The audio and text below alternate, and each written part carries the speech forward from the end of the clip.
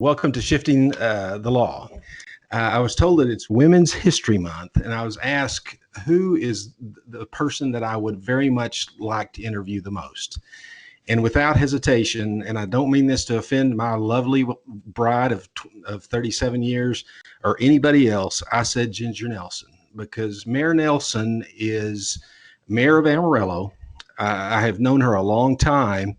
But my guess is, and I'd like you to introduce yourself if you would, Ginger, but my guess is you're probably, if I was to ask you who you were, you wouldn't start with the title mayor. You'd start with other things. So tell the listeners, if you would, who is Ginger Nelson? My favorite title is wife and mom. So my husband is Kevin Nelson, and love talking about Kevin. We don't remember meeting. We've always known each other, kind of like you and Denise. We grew up together, and so it's been fun to have that common background with him. And we have 3 children, Madeline, Pierce, and Jace, and they're great kids who all of us together as a family serve as mayor. I know that sounds a little strange, but it is a family calling. And so we wear lots of hats, and I think part of that is growing up small town, and you can relate to that, Johnny, that when you live in a small town, if you want to see something done, most likely you're going to be in charge of doing it.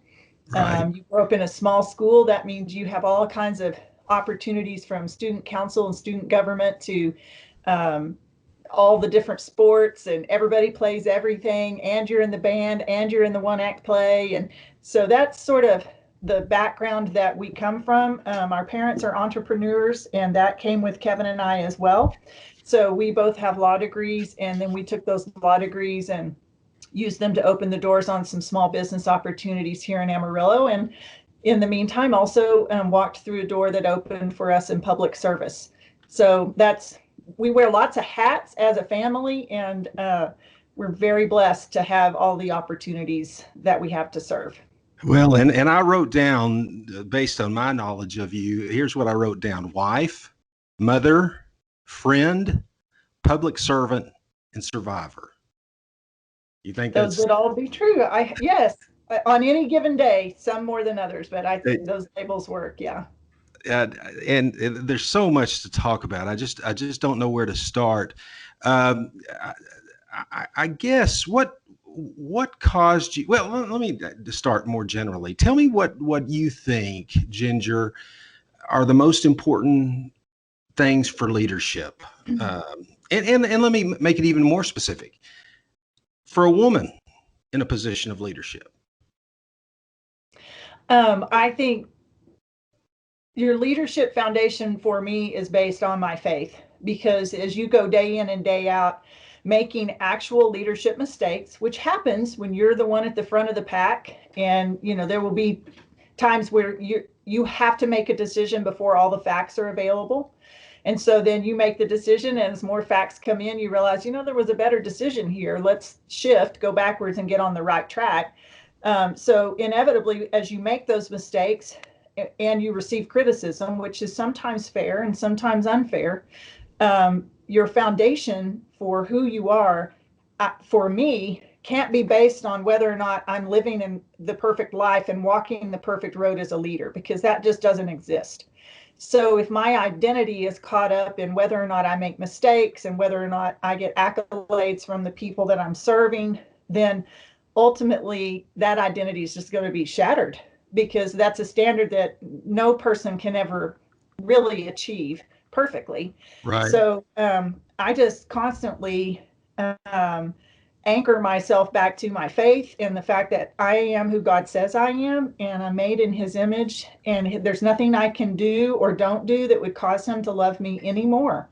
And I have that little verbiage, and I often run through it, some days more than once. Right.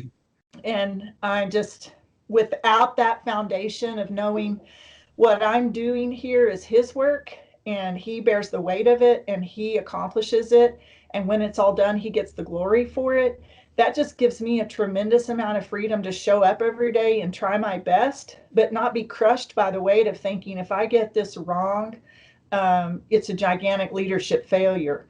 The work is his. He called us to do it, and he shows us each step of the way how to do it. And now I would say that I would go off on a little rabbit trail if I could about my grandmother. Please do. My grandmother was married to my grandfather, who was a Methodist minister, and it was not traditional for ministers' wives to work outside the home at the time that they were married. And she grieved that. And she did work outside the home some at the high school as the high school secretary.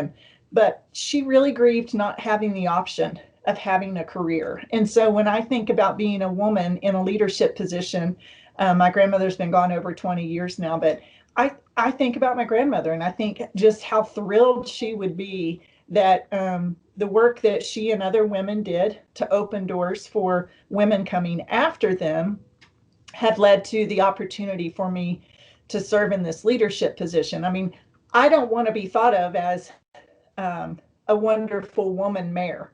I want to be thought of as a wonderful mayor. That's And yeah, her work and the work of many women who came before me, like Judge Mary Lou Robinson and other people, mean that I have the chance to do the job, and not just do the job as a woman, but do the job without my womanhood being front and center. So I really appreciate that work that women did to pave the way for that. I love that answer, and I know Deborah McCart. I read Sure. when Joe Bob, was it Joe Bob? That's right, isn't it? When he Yes. passed away, I remember seeing what Kevin wrote, your husband wrote, about being the first gentleman and how difficult that was. And Yes, Joe so Bob. people did pave the way for you, didn't they? Absolutely. Deborah was the first female mayor that Amarillo had, and she was a wonderful mayor and still is a role model for many people. Well, before we got on the Zoom call together, I had the opportunity to look through your Facebook, and I was going through many of the videos that you do for the city of Amarillo. Tell me a little bit about that. Tell me what it's just. I wish there was a way to get the cliff notes of those and put those on this podcast, because they're great. But tell me how that started, and what you do with those videos. Well, I've always said that my law degree is a very practical degree. I never dreamed I would be using it in public service in a public communications type role. But my dad was a lawyer for a while and then used his law degree more as a business person. So that door was always open to me. And he very much so encouraged going to law school just for the value of the thinking skills and the communication skills that law school teaches you. And so this job definitely has presented me an opportunity to work on public communication. In my law world, I'm an estate planner and a probate attorney, so I don't do courtroom work. I do just face-to-face client communication. But this mayor job, definitely one of the biggest components of it is connecting people with both information and opportunities. So really, social media is a great opportunity to spread the word about what's going on in the city. And just over time, we have developed and honed an approach, I guess, that previous mayors haven't used, and that is doing videos. And people love a 30 or 60-second video about what's going on in the city, and they feel more in tune with both opportunities and things that are changing. So that social media has been a good tool from the mayor's chair to spread information, and for me just to pick up on a skill that I hadn't had before, and that's how to turn on the camera and communicate a message in a 30 or 60-second slot. I love that. Hope leads better than fear. Hope leads better than fear. We've seen a lot of social media, Yeah. and I don't want to And get there's into a lot of fear politics. on social media too. There is, and social media has been used. And again, I don't want to get into politics at all, but I do. I think that there's a real distinction on how you're using that. That's your quote. Hope. Where did you come up? I mean, what does that mean to you? Hope leads better than fear. I think just being in the trenches, we're not going to get into politics, but in general, um, politics has driven a lot or been interwoven with a lot of the social and health issues that we've had in the last year. And I've watched people who have an opinion about how they want things to go, and they're choosing to use tools. Fear is one tool they're using to communicate to people to try and persuade them to believe what they believe, whether that's wearing a mask or not wearing a mask, or shutting down or not shutting down, or voting Republican or voting Democrat. So I watch people use fear as a tool, and I think I don't want to lead that way. I want to lead with hope. And I think people want to follow leaders who have their eyes on hope. You hear people talk about doing vaccines here in the city of Amarillo, and we have vaccinated people who live from all over. We have not had a scarcity mentality, even though our supplies are still not what we want them to be. And I just think it's an approach toward leadership of having your eyes on hope and the good things that are in the future, um, holding your hands open with the resources that you do have, not having a scarcity mentality. And I think there are people that struggle with that. They lead out of fear and out of scarcity. And I prefer to be on the other approach. And I think it takes our city to a better place, both individually and as a group. I love that. And let me talk about fear just for a second. I mean, um, let's talk about 2020 for you. Um, in January, you find out you have cancer in 2020. Um, in March, the coronavirus hits, and I watched one of your videos was when about when COVID started. All of a sudden, Amarillo is in the national news because probably, and probably mostly because of the beef packing plants, but the type of industries that you have there, and the scare, it was scary to hear about what Yes. was going on in Amarillo. Um, and and and uh, and so if anyone had reason to be fearful, both personally and as the leader of Amarillo, that would be you. And so how do you beat Kevin? I'm kidding, obviously, because I know the relationship you have with your incredible husband. But how do you deal with that personally? And you smile like you do on those videos. How do you deal with that? How can people copy you when they have things that they're going through that are so fearful? Well, for the Nelson family, it just goes back to faith. And I want to be very real. Not every moment is a smiling moment. Right. Not every moment is full of hope. Hope is a choice based on the facts that I know, that God tells me my destiny is with Him, because I Hmm. believe that Jesus is who He says He was, and I have accepted the gift that He's given me. So that doesn't mean that there aren't days where things are hard, where the work lasts longer than you were up to that day. And so I want to be very real about how hard some of the days have been. But ultimately, it comes down to choosing to put my thoughts on here in the Nelson household, we call it on the hope branch or on the green branch. I I love that. get to decide where my thoughts go, and I've lived a lot on Proverbs 17. One of my favorite verses says, a cheerful heart is the best medicine. It truly says that, it calls it medicine, and it says your health will be better if your heart is cheerful. So you can't just put your head in the sand and not face the things that are hard about life. But if I face them and I see them with reality, and then I say to the Lord, this is hard, and I don't know how we're going to do it, but I'm trusting you that you're going to walk us through it, and everything will be okay on the other end.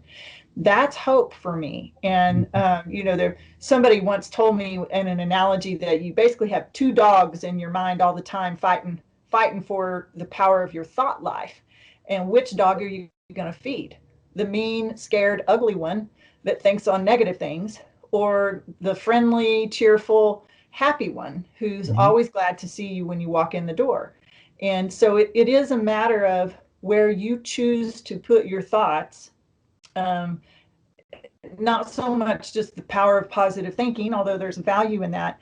It has to be attached to the power that comes from God's truth. And I'm pretty disciplined and dedicated about spending time with him every day in prayer, just to re-anchor myself to what he says, and fuel up for the work he has for us to do every day.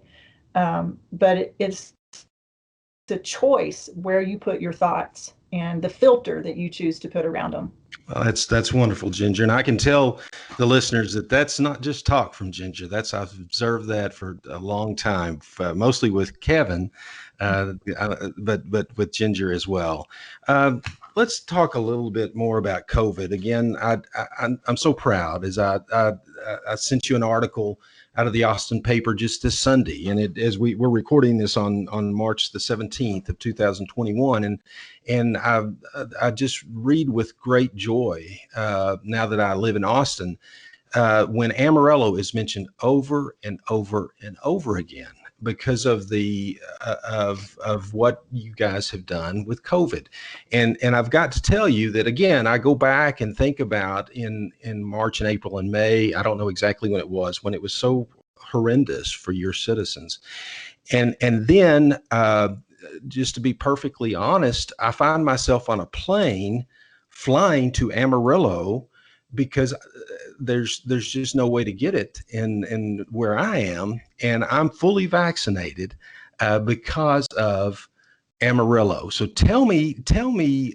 our listeners what happened. How did that happen?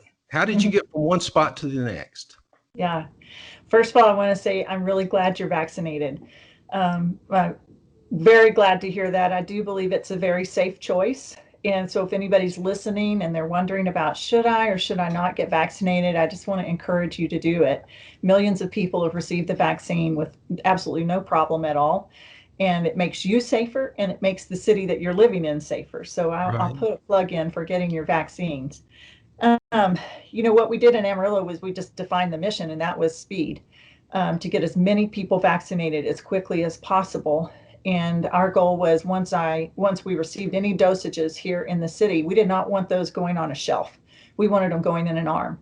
And so that was the directive from city leadership to the public health department. And the public health department set up the clinic and realized that we had never done a clinic of this size, and we could not launch an appointment system quickly enough. It was going to be about a 3-week delay for the IT department to get appointments type arrangements set up.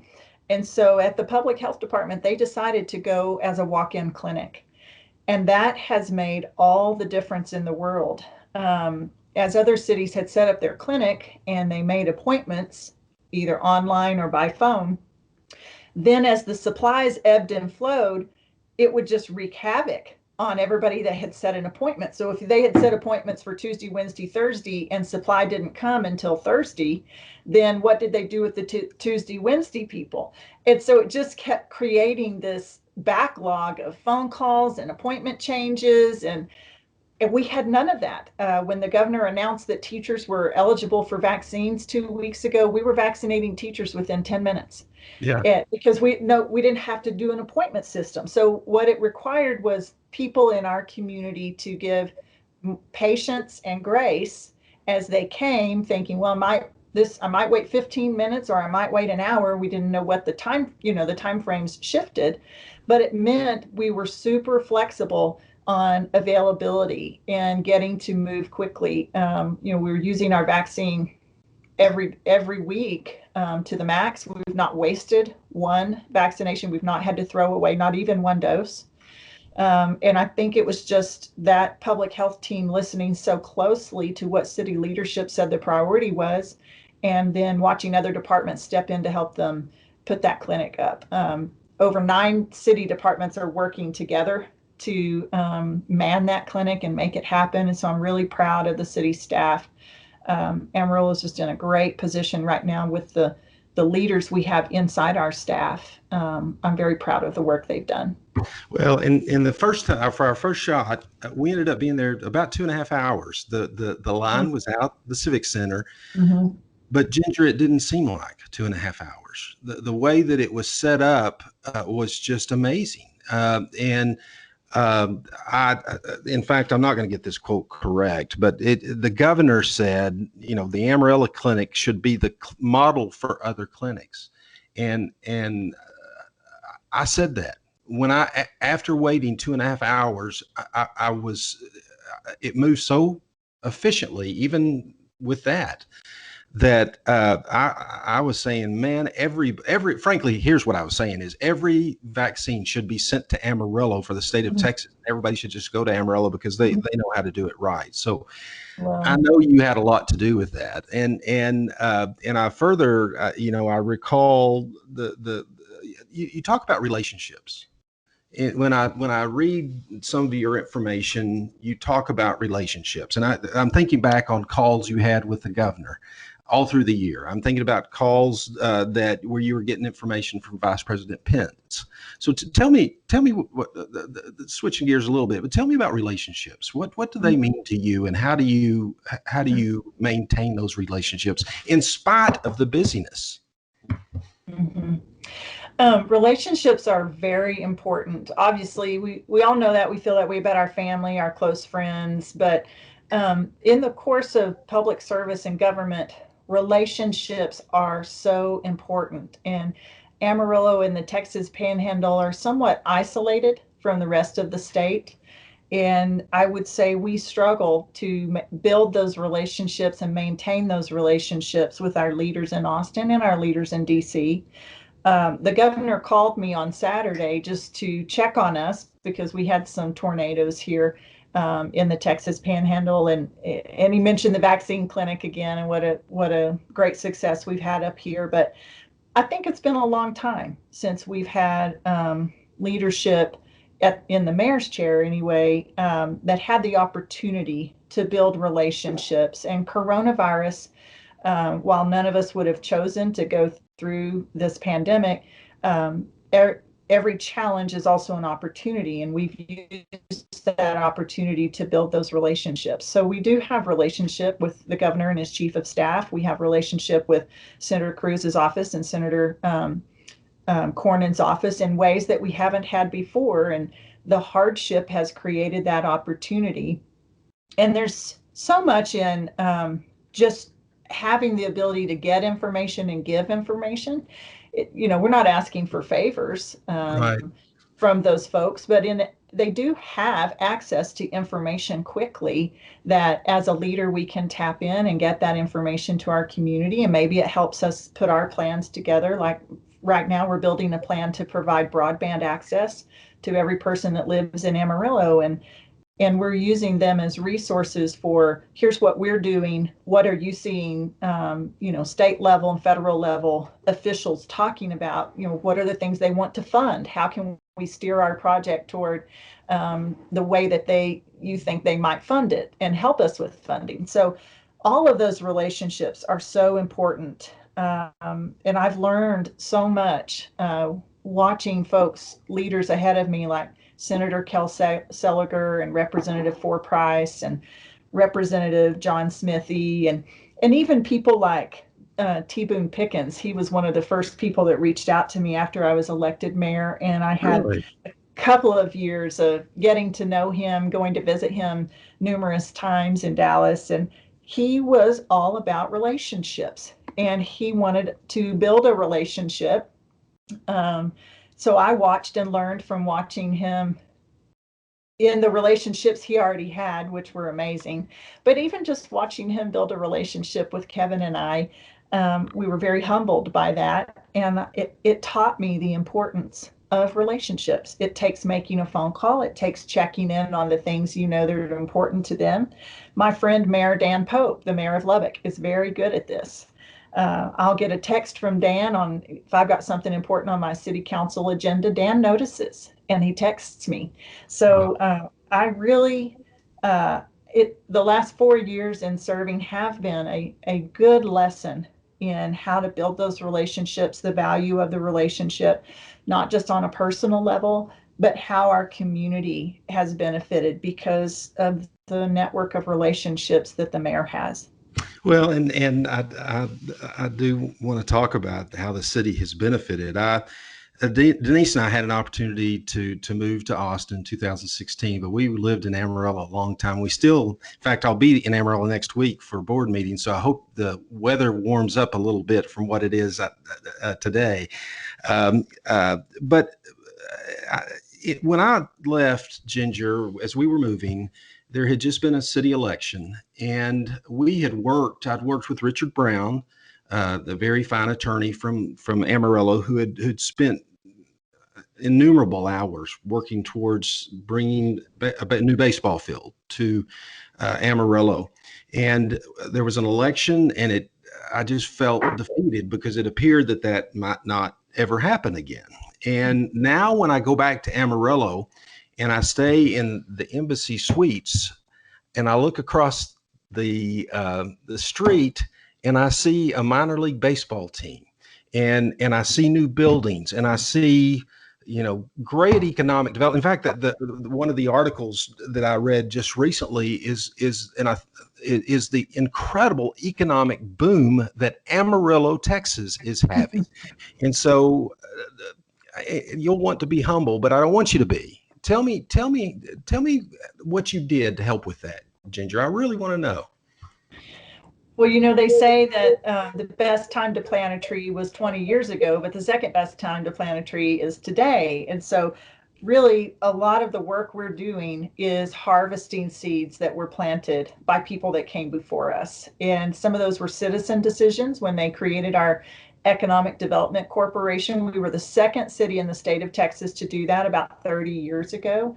And that team is just churning out the work and building some great opportunities for the city of Amarillo. We recently brought on Amazon is building a 1 million square foot storage and distribution center here in Amarillo. So that's $100 million project that we're really excited about.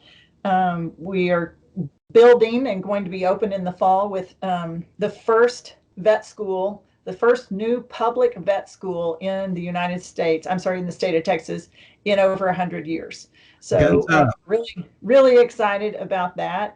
They're just great opportunities happening here. I worked very hard on the vet school opportunity, but that was a 15 or more years in the making. I just got to help push it across the finish line here in the mayor's chair. So there are a lot of things happening, and it is a team of people that believe in a diversified economy is the best economy. And that's definitely what we have here in Amarillo. We have agriculture, we have oil and gas, but we have some strong manufacturing opportunities, as well as some unique tourism opportunities with our ranching heritage, the Quarter Horse Association.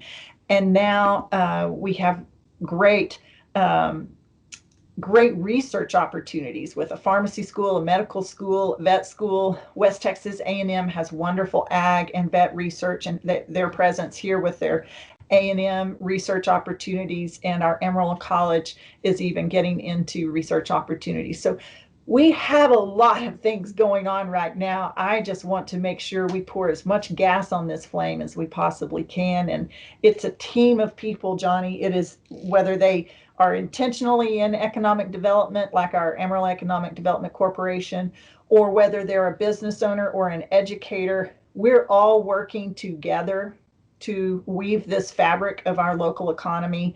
And because you grew up here, Amarillo is your home city, but Dimmitt is your hometown. I'm in the same boat. Amarillo has always been my home city, but Spearman will always be my hometown. Our economic fabric is not just the boundaries of the city of Amarillo, it's an entire region. And when I travel across the state and the nation and I talk about my home and I hear other people talking about their home, I recognize we think regionally. And that really is a superpower. That's a great point. Many communities like Dallas, Fort Worth, they're right there together, and they compete for a lot of things. So where we are as a region, we know we're going to go further if we can go together. And I believe that. Mayor Dan Pope in Lubbock believes that, and we have a partnership all across West Texas with our West Texas Mayor's Coalition, we know that regionally we will go further than we will just as individual cities or communities. So that has a lot to do with our economic development approach as well, recognizing that what's good for Amarillo is good for the entire Panhandle and vice versa. So it's a big team of people that are planting and harvesting those seeds continually. Relationships, hope leads Relationships. better than fear. I, I want to respect your time, Madam Mayor. But I do want to ask just a couple of questions. You were a lawyer, and so I'd expect that we have some young lawyers that may be listening to this. So tell me what you think about. What would you tell a young lawyer relating to the relationship with a client? Communication has got to be your most important tool. So I think as a lawyer, I would encourage people to over communicate with their clients. In my industry, estate planning and probate, I often work with folks who are older. And so maybe, I tell it to them and then I follow up in a letter. So they see it 2 times and they have a place where they can go and look at it easily. I also deal a lot with grieving families, and that if you've ever walked the road of grief, it kind of creates a fog around you, and it is hard to sometimes take in information and remember it. So I find that over communicating is a very important thing, and I think it will develop your client relationships, whether you're communicating about the elements of a case or your billing practices. Both of those things are important to the client and they don't like surprises. So just because you told them once, tell them again and again and again, and then you're less likely to have a surprised and disappointed and possibly angry client. So I think as far as relationship building goes in the law firm context, over communicating is your best tool. So let me ask you one final question. And before I do that, let me just tell you how much I appreciate Ginger, you spending this time with me. There's so many demands on your time. There's so many issues you have to deal with. You need to spread hope, and I appreciate you spending time. So, tell me, what's important to Ginger today? What's the most important thing to Ginger today? What's your priority today as you look forward, what you're going to do, and what your plans are? What's the most important thing to Ginger today? I think if we're not going to say the normal things like spending time with my family and all of those things are priorities for me, but I'm just going to take a broader Please. approach and say it's important to me that people be encouraged and that they remember we're all doing this life together, whether you're doing it in public service or you're doing it as a lawyer or you're talking about supporting your family.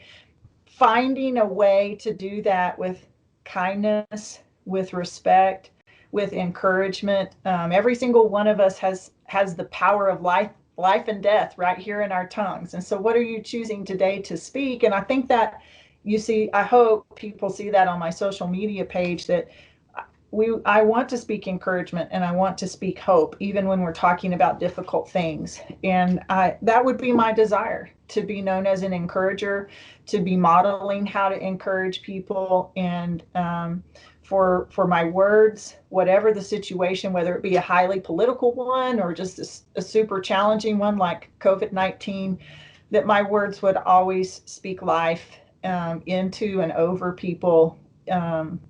And model how to speak life into people.